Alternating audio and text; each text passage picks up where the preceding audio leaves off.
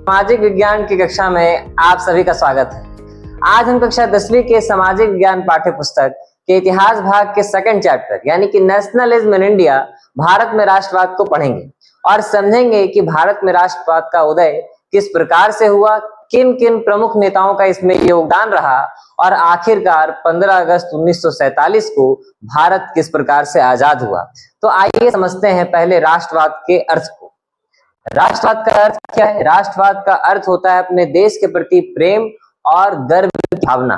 जब भी आप अपने देश के प्रति एक अच्छी भावना रखते हैं, अपने देश को आर्थिक प्रगति के रूप में आगे बढ़ाना चाहते हैं, अपने देश को सामाजिक तौर पर, राजनीतिक तौर पर मजबूत करना चाहते हैं और अपने देश को विश्व के सभी देशों के मुकाबले सबसे आगे पाना चाहते हैं, तो उसे हम नेशनलिज्म या राष्ट्रवाद कहते हैं। कि अंग्रेज यहाँ पर 1600 ईस्वी को आए तो थे वो व्यापार करने के दृष्टिकोण से, यानी कि ईस्ट इंडिया कंपनी महारानी एलिजाबेथ प्रथम से एक चार्टर लेकर के इंडिया में आई थी व्यापार करने के लिए। लेकिन धीरे धीरे प्लासी, बक्सर और भी बहुत सारे क्षेत्रीय युद्धों को जीतते हुए अंग्रेज धीरे धीरे यहाँ पर कब्जा जमा लिए, आधिपत्य स्थापित कर लिया अपना, और वो व्यापार से अब साम्राज्य पर कंट्रोल करने लगे। अंततः 1857 को एक बार हमारे देश में बहुत भीषण क्रांति हुई, जिसमें भारतीयों की बुरी तरीके से हार हो जाती है। भारतीयों का दमन कर दिया जाता है, सप्रेस कर दिया जाता है उन्हें। इतना सप्रेस कर दिया गया था, इतना दमन कर दिया गया था कि लोगों में यह डर की भावना पैदा हो गई थी कि अब कोई आंदोलन करेगा ही नहीं। लेकिन आखिर शोषण कब तक झेला जा सकता था? कभी ना कभी तो भारत आजाद होता ही। तो ये राष्ट्रीय आंदोलन के जरिए होगा। राष्ट्रीय आंदोलन क्या है? जब भी देश को आजाद कराने के लिए या किसी से मुक्ति दिलाने के लिए कोई विरोध, कोई मूवमेंट होता है, तो उसे हम राष्ट्रीय आंदोलन कहते हैं। ये 3 चरणों में था। इन 3 चरणों का हम अध्ययन करेंगे।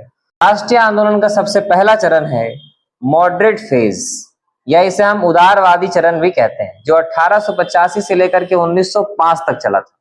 1885 अपने आप में एक बहुत ही महत्वपूर्ण वर्ष था, क्योंकि इसी वर्ष INC यानी कि इंडियन नेशनल कांग्रेस की स्थापना हुई थी। किसके द्वारा? A.O. ह्यूम के द्वारा।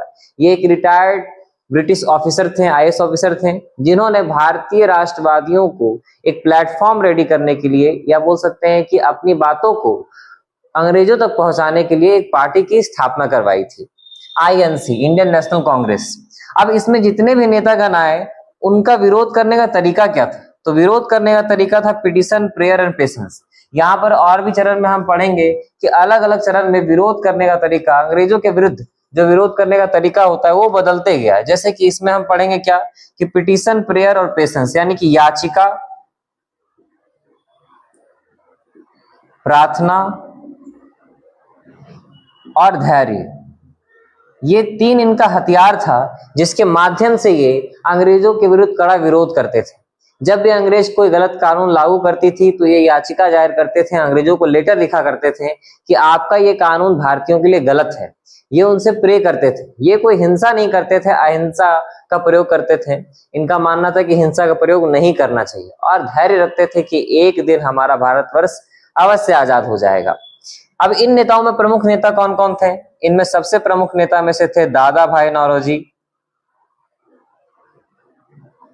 उस समय के ये सबसे बड़े इकोनॉमिस्ट थे, बहुत बड़े अर्थशास्त्री, जिन्होंने सबसे पहले ये बताया था कि अंग्रेजों ने भारत को किस प्रकार से लूटा, और इन्होंने सबसे पहले बताया था धन निष्कासन का सिद्धांत, यानी अंग्रेज हमें किस प्रकार से लूट रही है, हमारे भारत के धन को किस तरीके से अपने देश में ले जा रही है। दादा भाई नौरोजी। इसलिए हम इन्हें क्या कहते हैं? Grand old man of India, grand old man of India. दूसरे कौन थे? सुरेंद्रनाथ बनर्जी। ये सभी उदारवादी चरण के प्रमुख नेता हैं, और प्रमुख बोल सकते हैं राष्ट्रवादी हैं। इसका अर्थ यह नहीं कि और बहुत सारे नेता नहीं थे, और भी छोटे छोटे नेता थे जिनका सहयोग भारत को आजादी दिलाने में रहा है। लेकिन यहाँ मैं कुछ महत्वपूर्ण नेताओं का नाम लिख रहा हूं। सुरेंद्रनाथ बनर्जी, दिनसा वाचा, इसके अलावा बंकिम चंद्र चटर्जी, बंकिम चंद्र चटर्जी अपने आप में एक बहुत ही महत्वपूर्ण व्यक्ति, बहुत महत्वपूर्ण राष्ट्रवादी और एक लेखक रह चुके हैं। इन्होंने ही राष्ट्रीय गीत वंदे मातरम को लिखा है, जो इनके उपन्यास आनंद मठ में संकलित है। ये बहुत ही इंपॉर्टेंट क्वेश्चन है। इनका उपन्यास का नाम क्या है? आनंद मठ, और उसी में संकलित है हमारा राष्ट्रीय गीत वंदे मातरम। वंदे मातरम का अर्थ क्या होता है विद्यार्थियों? जनरली विद्यार्थियों को वंदे मातरम का अर्थ पता नहीं होता है, बस प्रार्थना में बोलते आ रहे हैं तो बोल देते हैं बड़बड़ा करके। वंदे मातरम का अर्थ होता है, हे भारत माता, मैं तुझे प्रणाम करता हूँ, या तुम्हारे सामने मैं नतमस्तक होता हूँ, सिर झुकाता हूँ। ये अर्ध बंगला और अर्ध संस्कृत में लिखा गया एक गीत है। और कौन थे इसमें? गोपाल कृष्ण गोखले। गोपाल कृष्ण गोखले ये वही व्यक्ति हैं जिन्होंने गांधी जी को दक्षिण अफ्रीका से भारत बुलाया था। यह कह सकते हैं कि ये गांधी जी के राजनीतिक गुरु थे। इन्होंने ही गांधी जी को सजेशन दिया था कि भारत की यात्रा करें। आगे हम पढ़ेंगे इसके बारे में डिटेल में। ये बहुत हद तक सफल रहा भी और बहुत हद तक सफल नहीं भी रहा, क्योंकि उदारवादी चरण में लोग सिर्फ और सिर्फ विरोध का तरीका अहिंसा को ढूंढे, और इन्होंने 3 तरीके से अंग्रेजों का विरोध करना चाहा। दूसरा चरण स्टार्ट होता है 1905। ये साल स्वदेशी आंदोलन का था। स्वदेशी आंदोलन क्या होता है? कुछ नेतागण ऐसे हुए हैं जिन्होंने ये बोला कि अंग्रेज लात के भूत हैं, बात के नहीं, उन्हें लाठी और डंडों की ही भाषा समझ में आती है। इसलिए इन्होंने अंग्रेजों की वस्तुओं का असहयोग किया। उन्होंने कहा कि विदेशी वस्तुओं का बहिष्कार किया जाए। बहिष्कार का अर्थ ही होता है विदेशी वस्तुओं के प्रयोग से मना करना। और स्वदेशी आंदोलन चलाया 1905 में। स्वदेशी आंदोलन क्या था विद्यार्थियों? स्वदेशी आंदोलन में बस और बस खादी वस्त्र का प्रयोग किया जा रहा था और विदेशी वस्तुओं का बहिष्कार किया जा रहा था। दूसरा, इसके प्रमुख नेता में 3 लोग थे, लाल, बाल और पाल। लाल मतलब पंजाब के लाला लाजपत राय, जो कि एक बहुत बड़े नेता थे, जिन्हें पंजाब का शेर भी कहते हैं। दूसरे बाल, महाराष्ट्र के बाल गंगाधर तिलक, जिन्हें हम लोकमान्य तिलक भी कहते हैं। ध्यान सुनिएगा, लोकमान्य तिलक। और तीसरे हैं पाल, यानी कि विपिन चंद्र पाल, जो कि बंगाल से बिलोंग करते थे। ये तीनों मित्र राष्ट्रीय आंदोलन में बहुत महत्वपूर्ण भूमिका निभाए थे। और ये तीनों का जो क्षेत्र है, पंजाब, फिर महाराष्ट्र और फिर बंगाल, ये बताता है कि राष्ट्रीय आंदोलन 1905 तक भारत के एक विस्तृत भाग में फैल चुका था। इसका एक और चरण है, उसके बारे में हम गांधीयन फेज यानी गांधीवादी चरण में ही पढ़ लेंगे, जिसमें चंद्रशेखर आजाद, भगत सिंह, सुखदेव, राजगुरु ऐसे जोशीला नेता उभर करके अंग्रेजों के विरोध में आए थे। इनका विरोध करने का तरीका था बॉयकॉट और एक्सप्लोजन। कहीं कहीं पर ये अंग्रेजों का बॉयकॉट करते थे और कहीं कहीं पर एक्सप्लोजन यानी कि लाठी का प्रयोग करना अंग्रेजों के लिए, या फिर कहीं पर बम विस्फोट करना, ये सारे काम भी ये लोग करते थे। लास्ट फेज, अब भारत को आजादी यहां तक भी नहीं मिली। भारत को एक ऐसे व्यक्ति की जरूरत थी जो कि एक मास मूवमेंट, एक जन आंदोलन खड़ा कर सके, एक ऐसे व्यक्तित्व की जो भारत को एक नई दिशा दे सके, और उस व्यक्ति का नाम था महात्मा गांधी।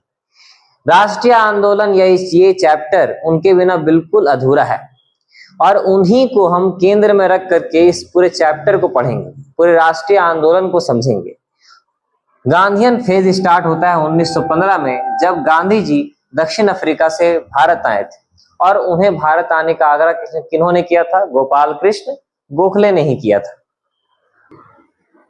आगे हम समझेंगे कि सत्याग्रह का अर्थ क्या है। इन 2 हथियारों को लेकर के ही महात्मा गांधी ने 3 अपने लोकल मूवमेंट यानी कि स्थानीय आंदोलन में विजय हासिल की, और 3 राष्ट्रीय आंदोलन, असहयोग, सविनय अवज्ञा आंदोलन और भारत छोड़ो यानी कि non cooperation, civil disobedience movement और क्विट इंडिया मूवमेंट से भारत को आजादी दिलाई। ये बहुत बहुत महत्वपूर्ण वेपन था उनका। गांधीवादी चरण के प्रमुख नेता कौन थे? तो महात्मा गांधी,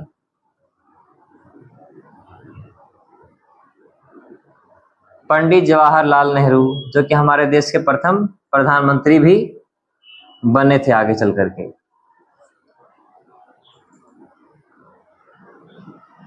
मौलाना अबुल कलाम आजाद।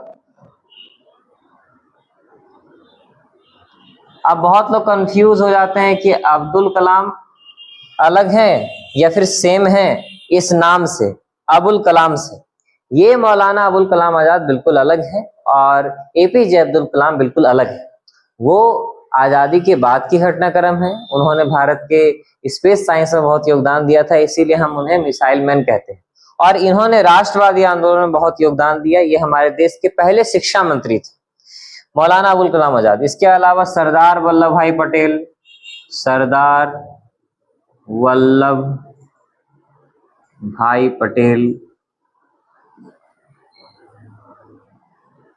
और सुभाष चंद्र बोस, खान अब्दुल गफ्फार खान और भी न जाने कितने ही नेता इसमें सम्मिलित थे, जो कि कांग्रेस के नेता थे और इन्होंने राष्ट्रीय आंदोलन में महत्वपूर्ण भूमिका निभाई। नेक्स्ट टॉपिक हम समझेंगे कि महात्मा गांधी का सत्याग्रह का विचार क्या था और उन्होंने किस प्रकार भारत में भ्रमण करके 3 आंदोलन, चंपारण सत्याग्रह, खेड़ा सत्याग्रह और अहमदाबाद मिल आंदोलन में सफलता हासिल की।